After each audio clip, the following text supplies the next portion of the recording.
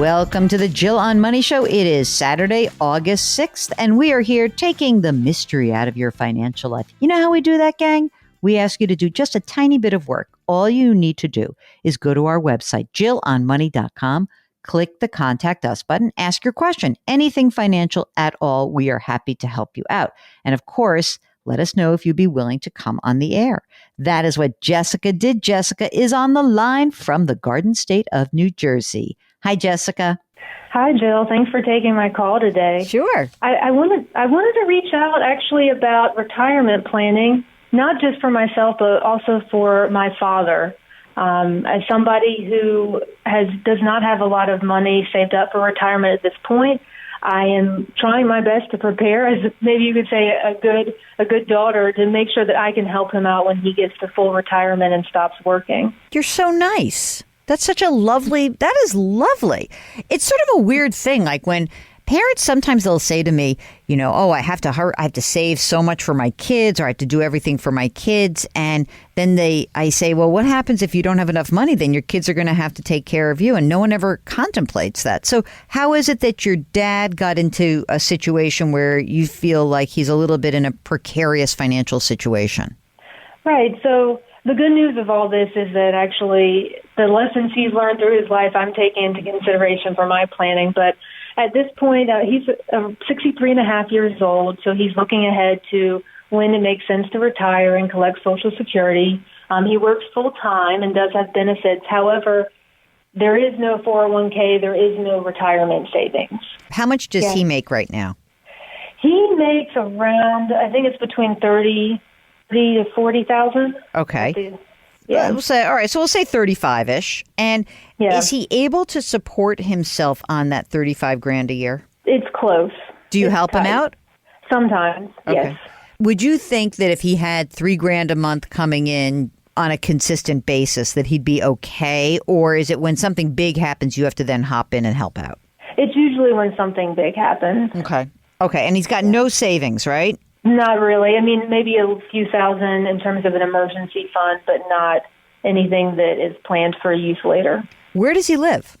He lives in North Carolina. Mm-hmm. And rents or owns? Rents, but is actually in the process of owning. Really? So that's an example. How that's so? That's an example of a scenario where I've helped with the down payment so that he can have you could say, secure place to stay. Okay. So tell me about the house that he's buying.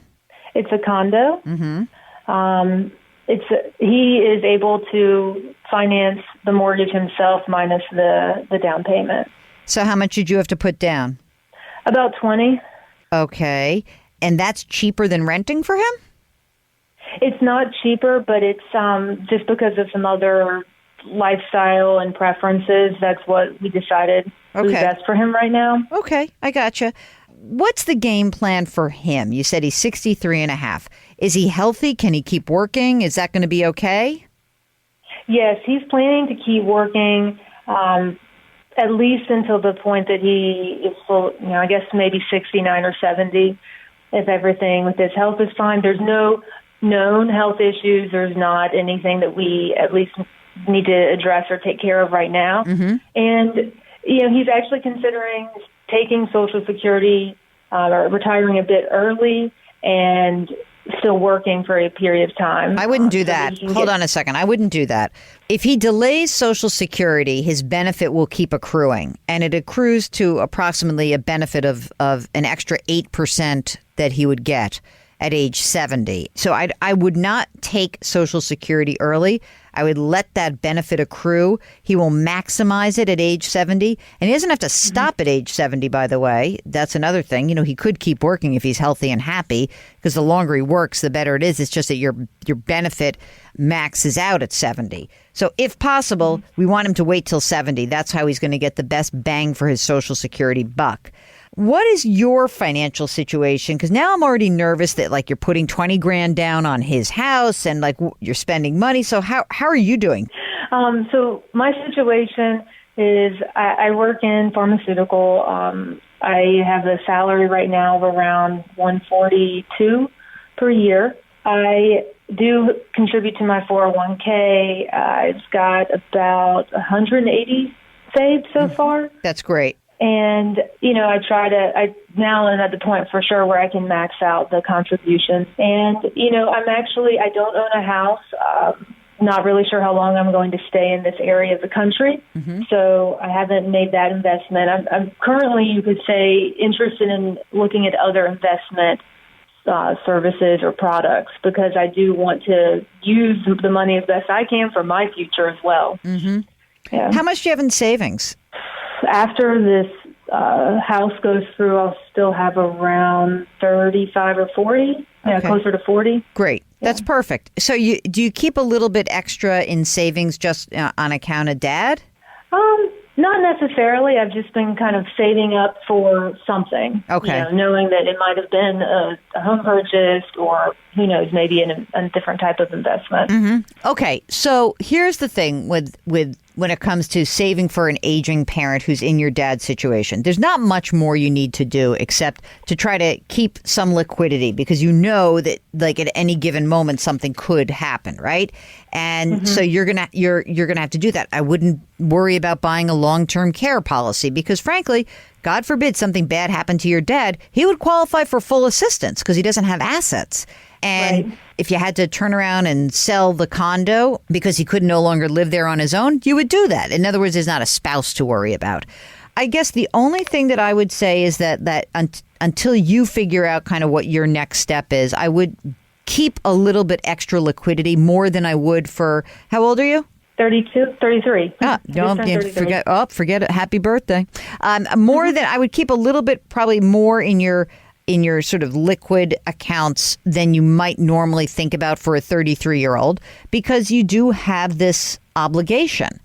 Look, on some level, I think that the news on this is not nearly so bad or bleak because when he retires at age 70, he's going to have a good Social Security benefit. And, if that plus a few bucks from you can help him, allow him to live a decent life, that's great. If for some reason he could work longer so he could claim his Social Security benefit at 70 and keep working, all the better.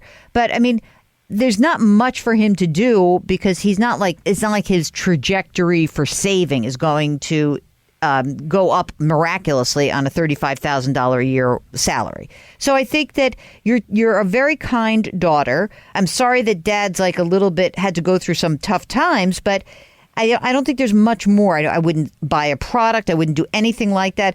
I guess that I'm a little bit, I'm a tiny bit concerned that this condo is in his name. And I want to make sure that you're not on the hook if he somehow blew up this condo deal. What would you want to do? Like if he missed payments or something, I don't want it to ding your credit record, but would you just make the payments for him and so he could stay there? Probably, and then we would reevaluate if it was a momentary issue, with funds, or if it was actually that the whole budget doesn't work and we need to, Yeah. Okay. So, the one thing as you do the closing and you think about this condo, I will say that I really don't think it's a great idea for you to co-sign on this loan. So that would be my number one precaution. The other thing is that I also assume that, does he have a will and a power of attorney and a healthcare proxy? I know he has a will. I'm not sure about the other two, but he is pretty conscious of those things. Good.